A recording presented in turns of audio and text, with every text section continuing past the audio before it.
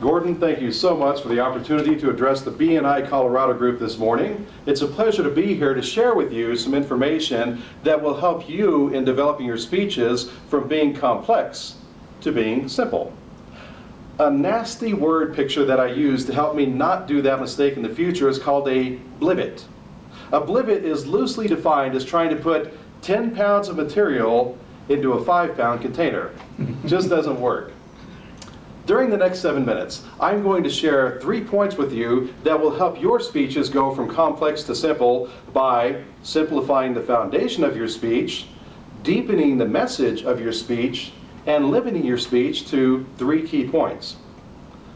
I'm embarrassed to say that for the past 10 years, prior to January of this year when I became a Toastmaster, a lot of my speeches were guilty of cramming too much information into too little time.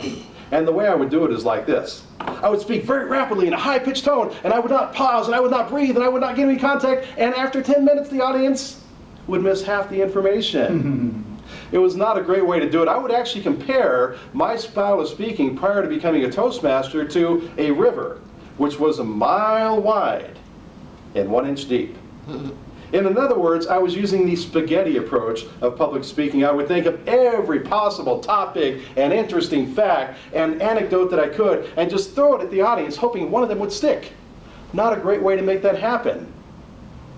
Fortunately, since becoming a Toastmaster, my fellow Toastmasters have given me advice, evaluations, and feedback, which have helped me change the ratio between width and depth on my speeches.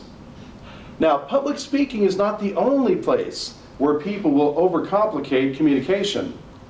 I was at a humorous Toastmaster speech contest last Thursday and heard a female contestant talk about the way that she, as a married woman, had a tendency to give her husband too much information too quickly and overwhelmed him, and it just went outside of his ears.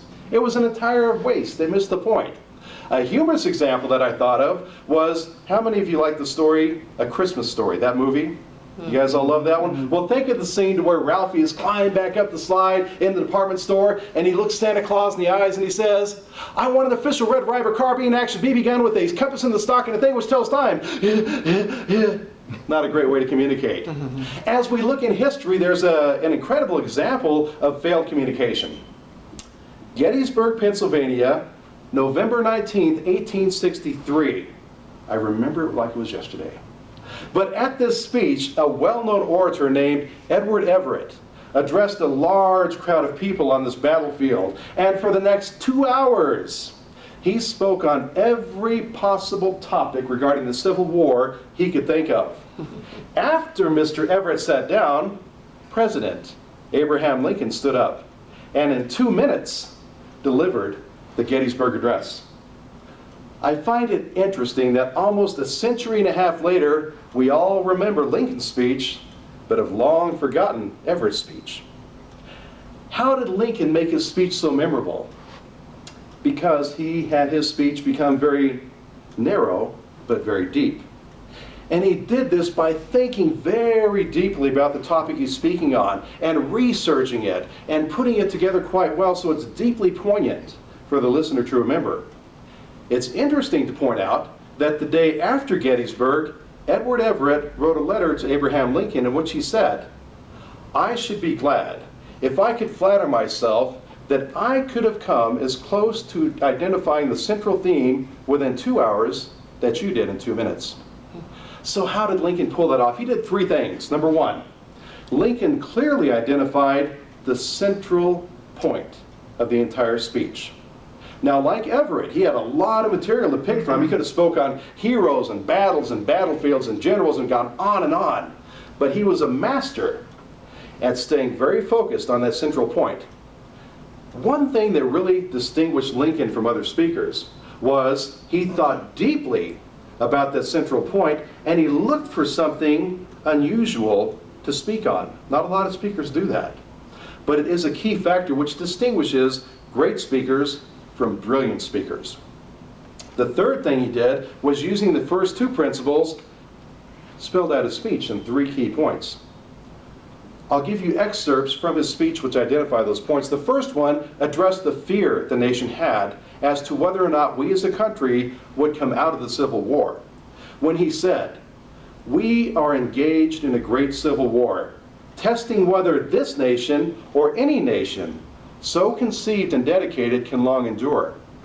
The second point he spoke on was the entire purpose of the Gettysburg Address, when he said that we cannot dedicate, we cannot consecrate, and we cannot honor this ground.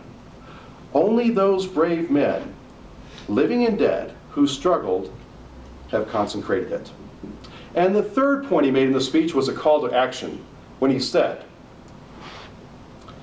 "It is for us, the living, rather, to dedicate ourselves here to the unfinished work which those who have struggled have so nobly advanced." Three incredible, meaningful points. Now, when you do this, you discover a key principle behind the purpose of public speaking, and that principle can be discovered through a very easy question. The question is, for whom do you speak? The answer to that question is what distinguishes effective speakers from ineffective speakers. If your answer to the question, for whom do you speak, is me, and you think it's all about me and my excellent presentation skills, you're going to condemn yourself to become a horrible speaker your entire life.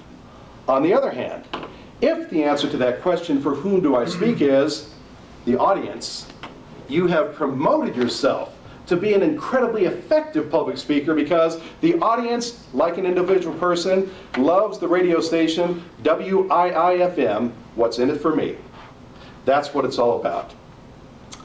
As we now reach the shore of simplicity, having left the shore of complexity only a few minutes before, let's review the 3 points that distinguish great speakers from ineffective speakers. Point number 1 is identify the central purpose of the speech. Number 2, think deeply about the central purpose to discover something unique. And number 3, limit your speech to 3 points. If you'll do this, then I can almost assure you that your speeches for scores of years to come will be incredibly meaningful and memorable for your audience. I sincerely believe that truth to be self-evident. Thank you. All right.